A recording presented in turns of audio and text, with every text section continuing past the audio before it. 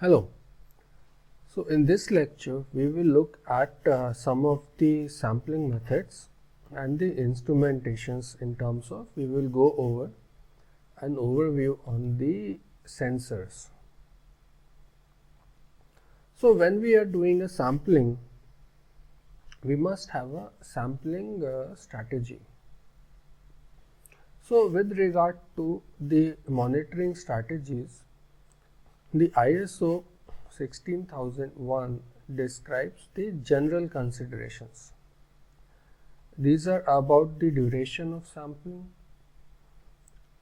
or the period of sampling and the location of sampling for indoor air pollutants, parallelly with the measurements of the concentrations of outdoor air pollutants.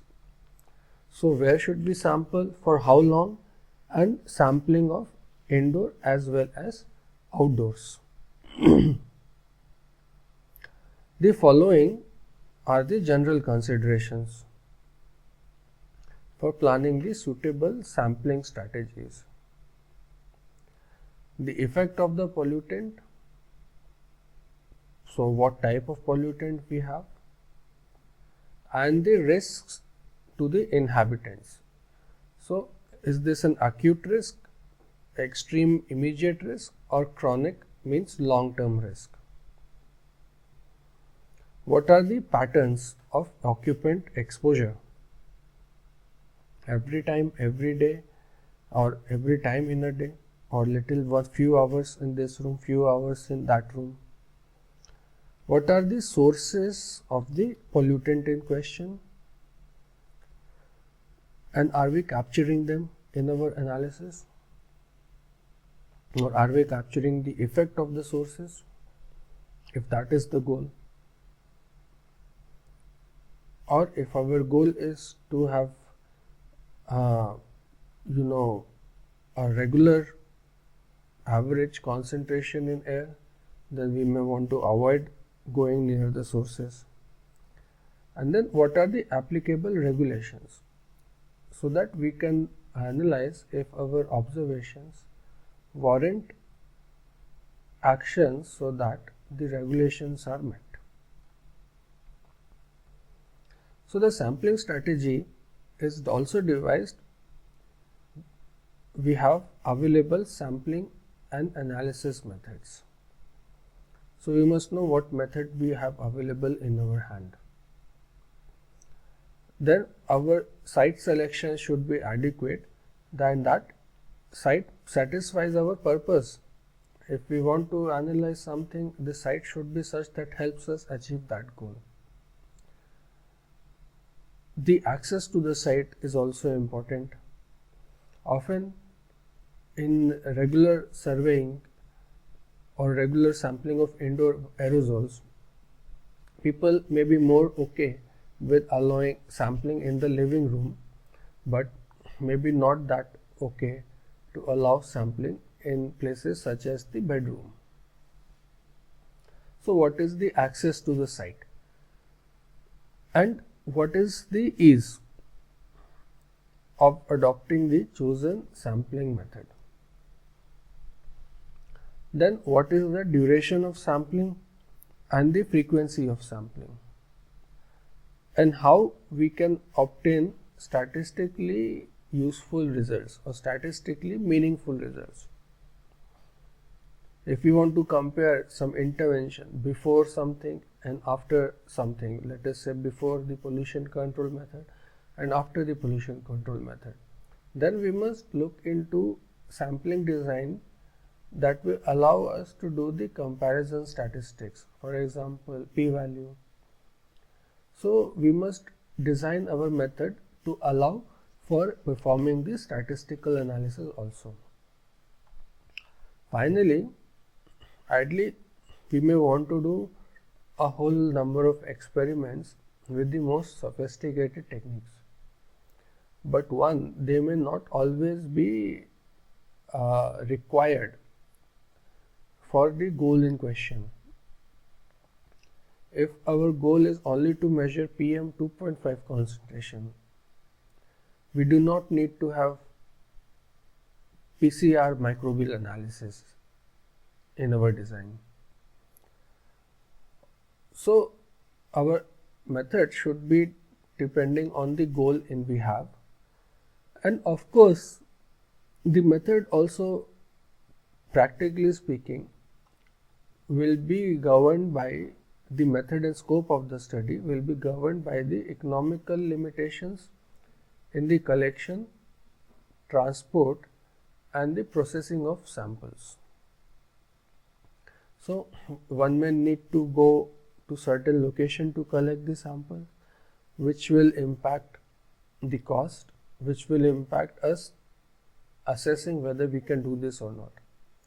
So going to collect the sample, coming back, and then processing of the sample, because for example chemical analysis will sometimes need extraction of the analyte from the sampled let us say particulate matter.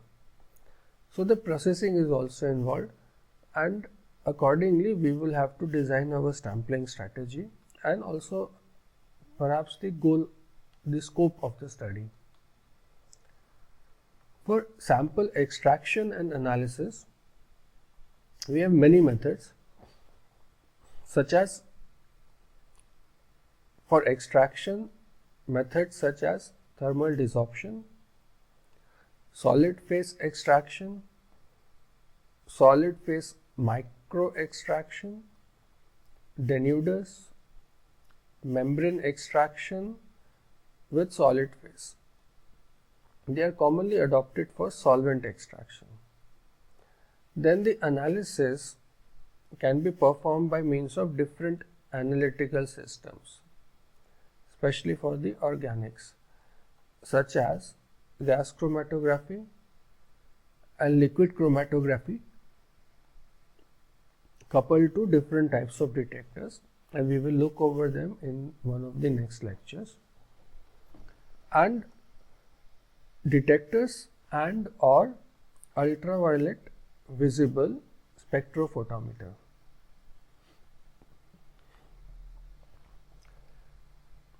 This is a method for sample extraction from thermal desorption.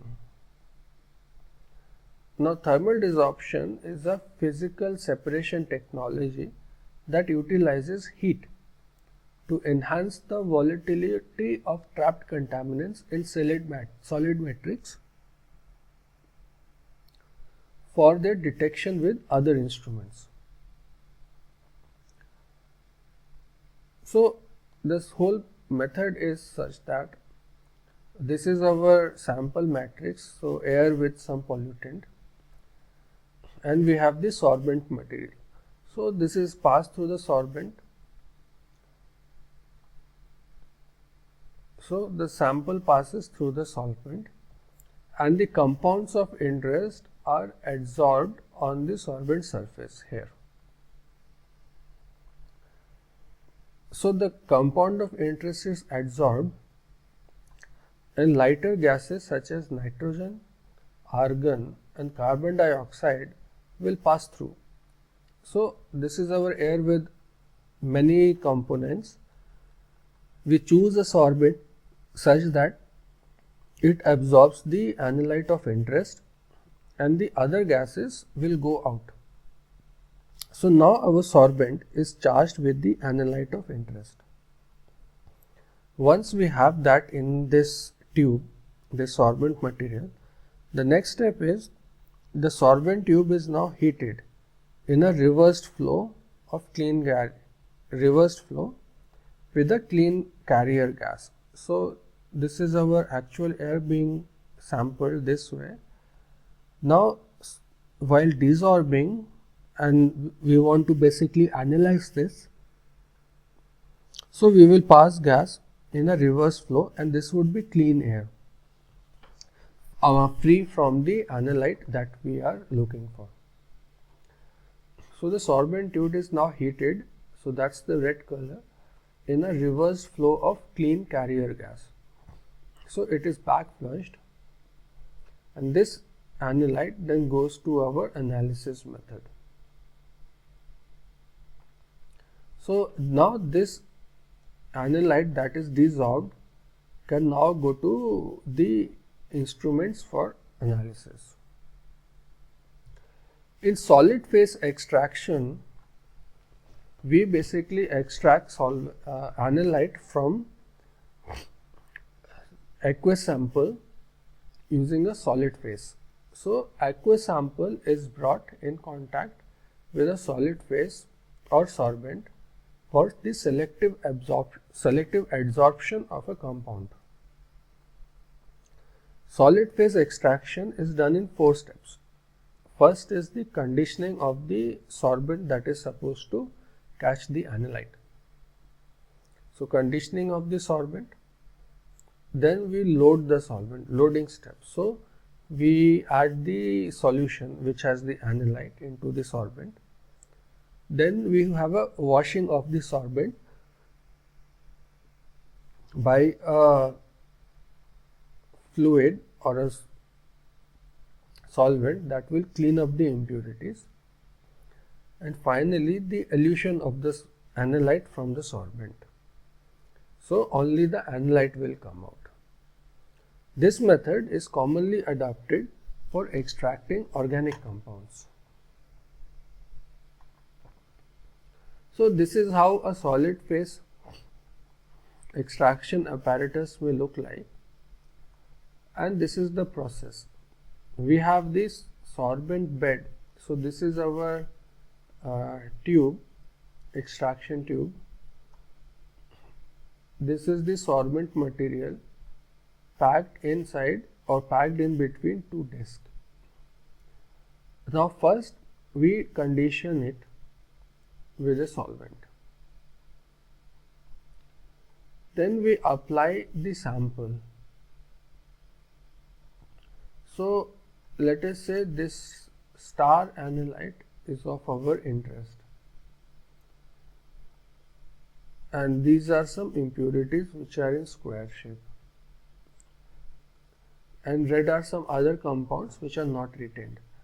So these things, so sample is applied and the non-retainable compounds have gone through. The analyte, which is star, and some impurities which are the squares have been retained. Now we want to only analyze the star part, which is our analyte. So we have a cleanup step, the washing out of sorbent. In this cleanup step, we will elute, remove the contaminants. So we will put another solvent through this cartridge, this tube, so that the contaminants are gone and only the analyte is remaining. Finally, we will use another solvent which is able to dissolve the analyte. So then it passes through this sorbent bed and takes away the analyte. So now we have the purified collected analyte for the detection, and this sample can be taken to the analysis instrument. Then we have another technique called solid phase micro extraction. The solid phase micro extraction is sometimes called as a solvent free sample preparation technology. This is because the method uses a coated fiber to concentrate VOCs and SVOCs based on the principle of adsorption or absorption and followed by desorption. So the first step, of course, involves the insertion of the solid phase micro extraction SPME. SPME device is inserted into the sample matrix and exposes the phase, the coated phase which is supposed to extract the sample, to the sample. The target analytes are then adsorbed or absorbed from the sample to the phase. So after reaching the equilibrium state, the phase is retracted into the needle and removed from the sample vessel. This step is then followed by the desorption of the concentrated analyte into the analytical instrument. This is how the procedure will look like. The solid phase micro extraction procedure. So this is our syringe with the phase at the tip of the syringe. So let us see how a syringe looks like. So we will have this is the top part of the syringe. This is the septum piercing needle that will go inside. This is the inner core which has the fused silica phase, and there is a septum piercing tip. So this will pierce the septum, the needle is punched into the sample, and this is our fused silica phase. So this silica phase is put out. So first stage is the septum is pierced. So this is our sample with the septum on the top, like a coat, like a covering, silicone cover. So that is pierced, and then we push and expose the fiber phase to the sample. So now let us say we had to collect some analyte. So that analyte is then adsorbed onto the surface. Then we input our, then we have exposure stage, then the extraction. So this is now coming to the surface, if you see here. Then we will retract, put it in this, so the needle has gone inside. We will retract the fiber phase. Then we will take out the syringe itself, retract septum piercing needle. So now our analyte is safe inside this syringe. Then in the next step, we will dissolve the analyte. So we will insert the syringe through and directly inject two instruments such as a gas chromatograph, and then this will go for further analysis.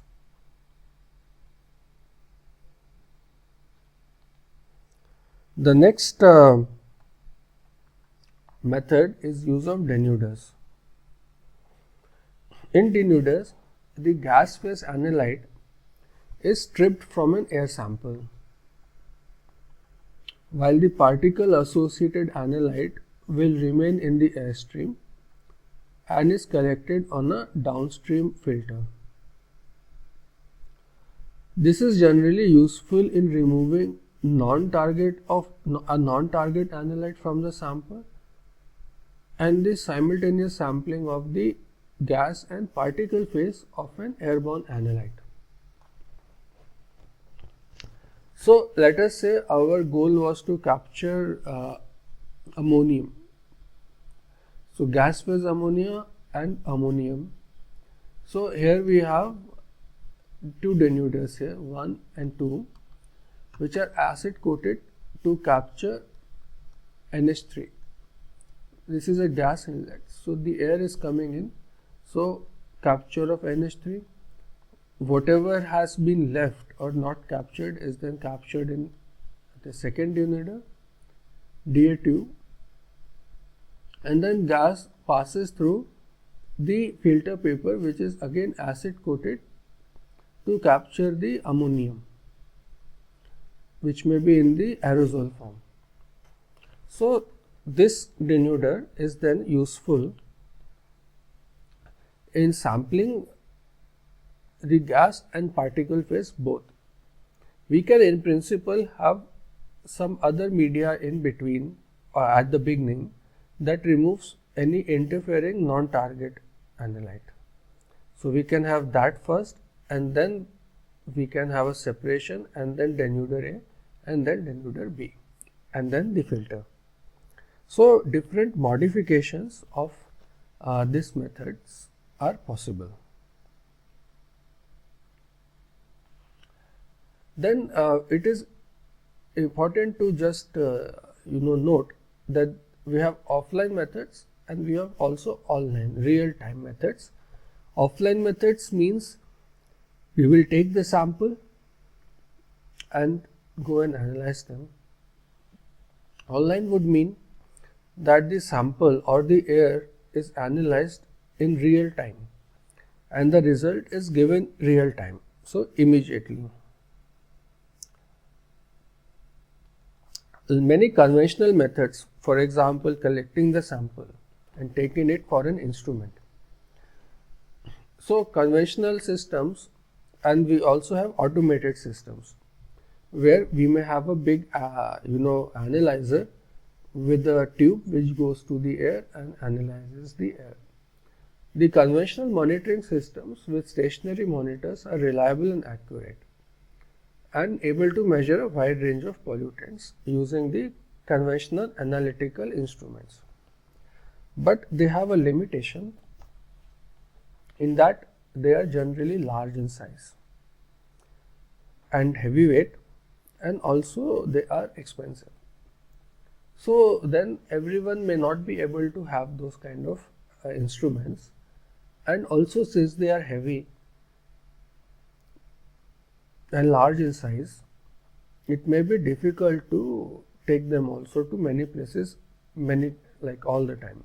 We can place one instrument one place and then take it after 1 year or many months or several years. It will be practically not possible to move a heavy equipment every day to one location to another, which means spatio-temporal coverage becomes a factor. We can have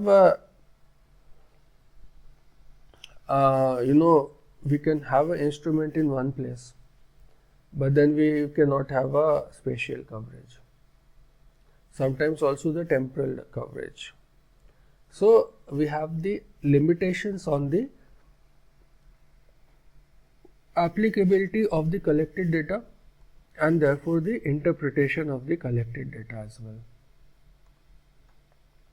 So now what we need to do to overcome this drawback is to either increase the sampling monitoring stations, or as I said, shift these stationary stations many times. So but that would need like having trailers or trucks and move this heavy equipment around. In that sense, real-time monitoring techniques can provide effective solutions.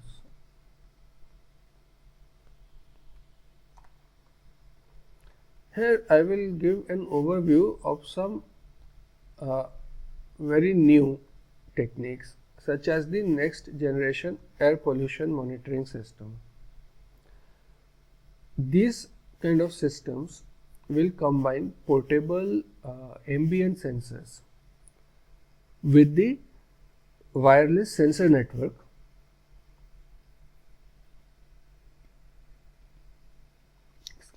to be able to provide a large coverage.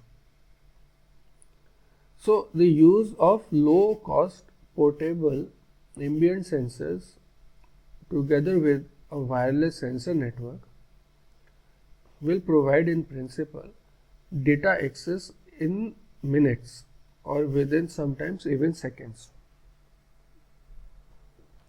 Also, since the sensors are low cost and small and not heavy, we can apply them, install them in many places. We can also take them around because they are very light. So these sensors will enable us to have the mobility and the feasibility in a large scale deployment. We can, since they are not expensive, we can apply them in many places. So it is possible to deploy the sensor nodes in many places. In principle, people can even measure their personal exposure using wearable sensor nodes. So people can wear these sensors and walk around or do their daily lives, and they can note in real time every few minutes, let us say, what is their exposure. So a person, individual person, may be inhabiting many locations in a day: house, bathroom, car, office, bathroom, public washroom or office washroom, car or bus or train or metro, and back to home. So wearing a real-time low-cost sensor will allow this person to assess the exposure in each of these settings. Wherever they are, they can know where they are exposed and how much they are exposed to. And they can then even judge themselves that I have the most exposure in an office washroom, let us say, or in a bus, or which kind of bus. So a person can measure the individual exposure and then take according preventive measures as well. So real-time techniques can be classified as using low-cost sensors, the wireless sensor network based methods, and the Internet of Things IoT based methods. The ambient sensors generally provide benefits of low cost and small size and a fast response time, which can be in the order of seconds or minutes. One drawback is that the accuracy and precision of several or many of the sensors are not compared with conventional monitoring equipments. It may be possible that the sensor is not giving the precise data. In that case, people should have a correlation between the sensor derived or sensor given number and the standard instrument given number. So we have to run the sensor in one place and also the standard acceptable instrument in the same place, and run them over a period of time and see how the values are matching. So if the sensor is giving exactly the same value, then this is perfect, reliable.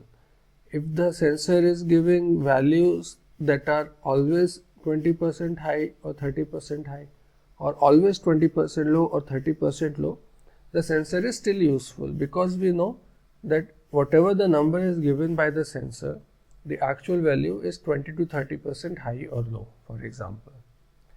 But if the sensor has no sensor given value has no correlation with the standard instrument given value, so the sensor value is increasing, the standard instrument value is decreasing, or the other way around, or there is no proportionality between the sensor given value and the standard instrument given value.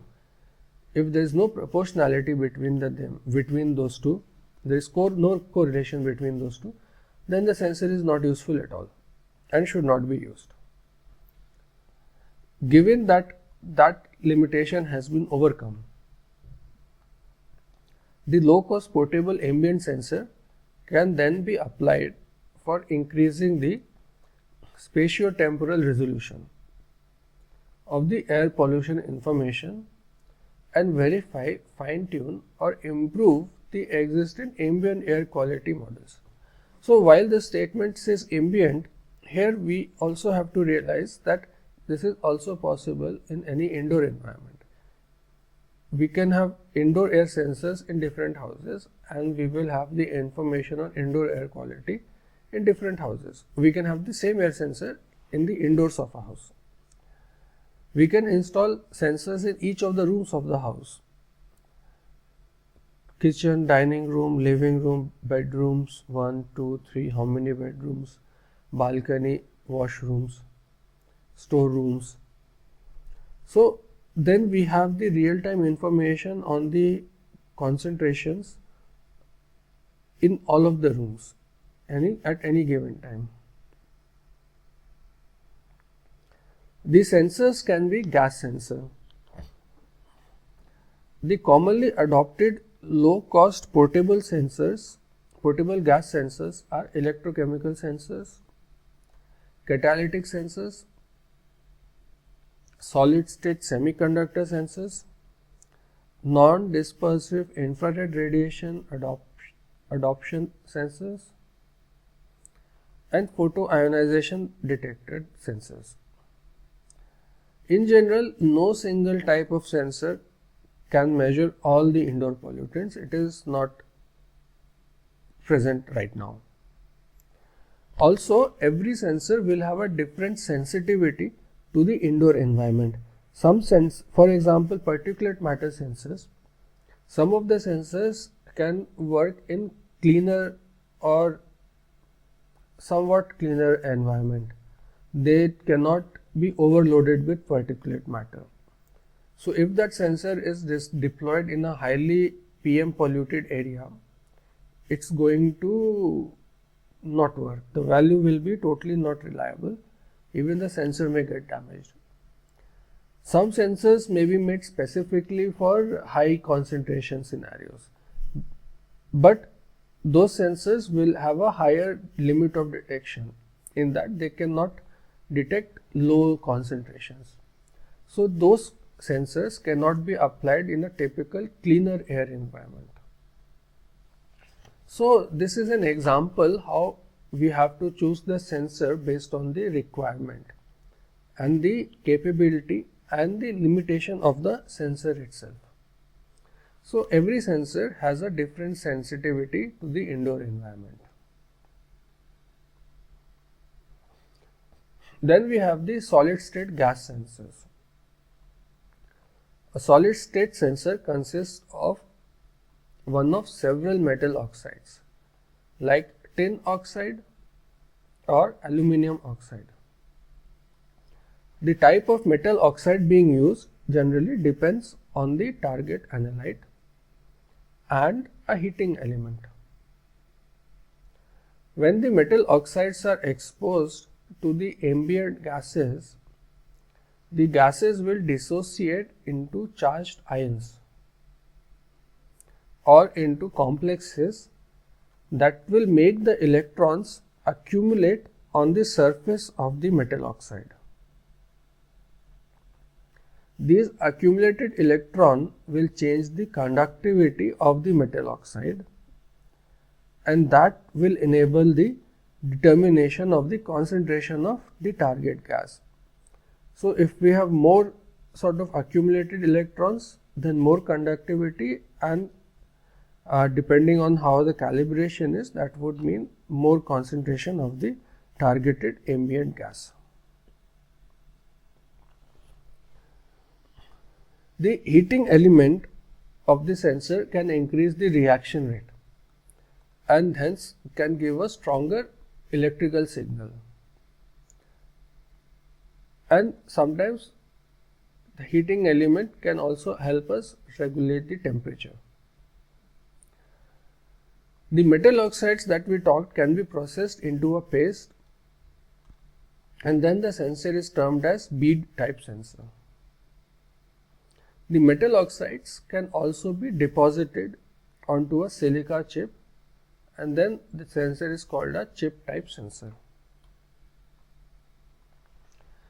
Then we have the electrochemical gas sensors, which work on mechanisms of electrochemical reactions or oxidation reduction reactions within the sensor itself. So reaction between the sensor and the ambient gas molecule will produce an electrical signal, that is current, which will be proportional to the ambient gas. The electrochemical sensors generally consist of a working electrode and a counter electrode. A reference electrode is added for sensors requiring an external driving voltage. These electrodes are separately immersed into an electrolyte within the sensor assembly.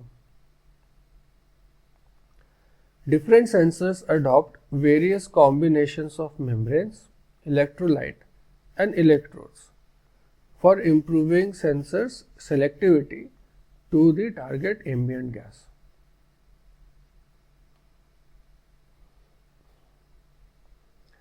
To allow, so we should have sufficient ambient gas that is allowed to pass through the openings and react with the sensor, but electrolyte leakage should be prevented. So in general, to achieve this, the ambient gas will pass through a capillary tube opening and a hydrophobic barrier, and then it will reach the electrode. Oxidation reduction reactions then occur in the presence of electrodes. The target pollutant concentration is then reduced based on the current flow between the electrodes. The reference electrode is used to control the oxidation and reduction reactions and also to reduce the potential drift on working electrode due to the deterioration of the sensor. Electrochemical ambient gas sensors generally require a small amount of oxygen and humidity for proper functioning. It should be important to note that the wind velocity influences the chemical equilibrium on the sensor's surface, thereby influencing the reading that is given by the sensor. Here, some sensors are listed for different contaminants. The metal oxide sensors can be used to detect or have been used to detect NO2, CO, and ozone. These sensors are low cost, have a 5 to 50 minute long response time. The temperature and humidity may affect the results, and some instability has been observed for these sensors. Then we have the electrochemical sensors, which can be used to analyze or detect NO2, NO, CO2, SO, and ozone. The costs are average, not low, but average. It has been said that they have a decent sensitivity. Their response time is around 20 to 200 seconds, but they are extremely delicate to temperature and humidity fluctuations. Sometimes there will be cross reactivity with comparable molecules. So, in addition to the target molecule, some comparable molecules may also react with the inside the sensor.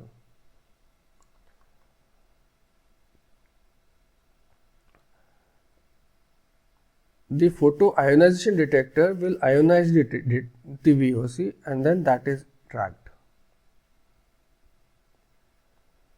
These come at a reasonable cost, have a good sensitivity. They have some temperature and humidity effects still.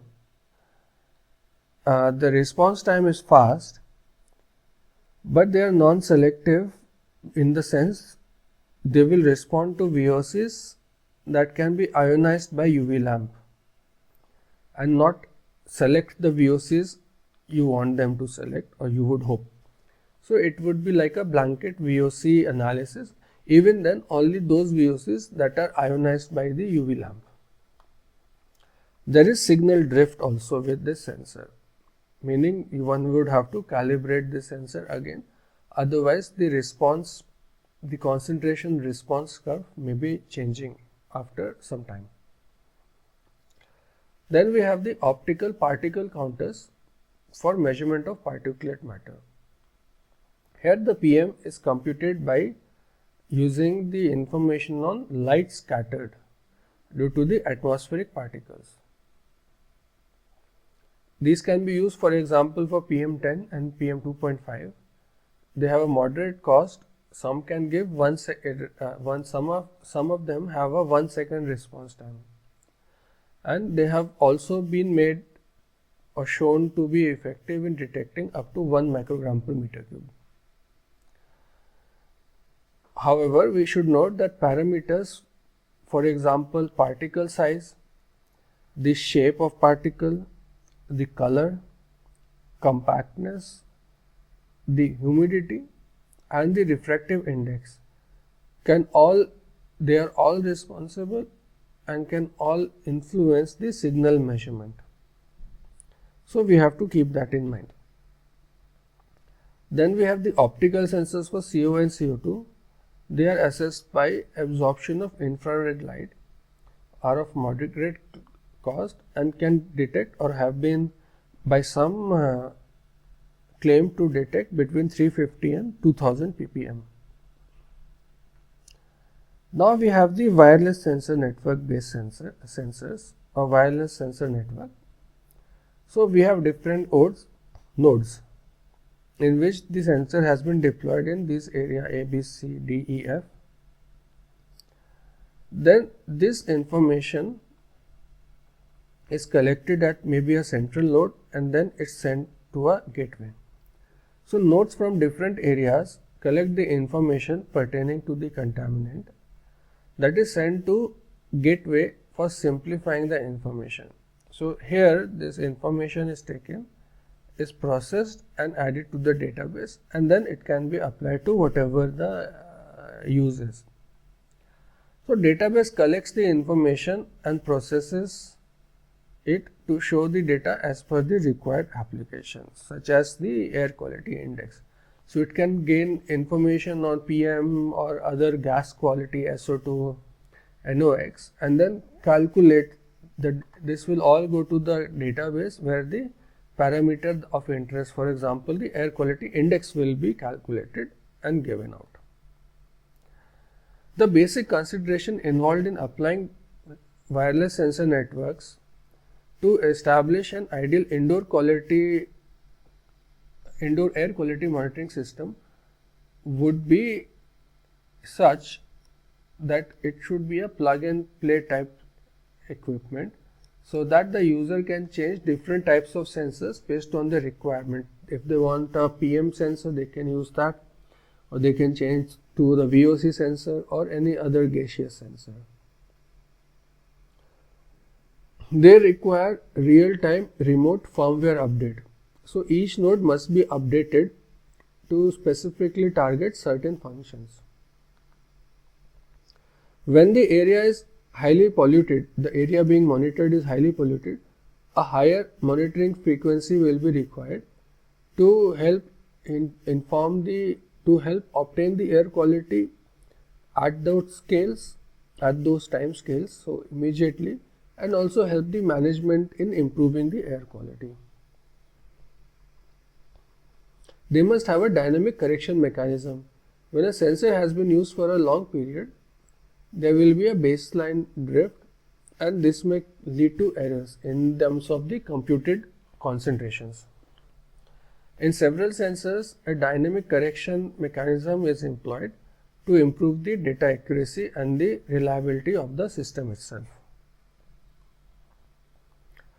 The wireless sensor based methods are generally effective because of the huge number of nodes that are arranged, and this offers information at a wide spatial scale in real time or a very fine time scale, and it may provide evidence of indoor air quality in diverse zones. An automatic monitoring system can self-direct exact and real-time measurements. Such sensors have been commonly used for VOCs, such as benzene, xylene, ethylene benzene, and toluene. There is no apostrophe, VOCs.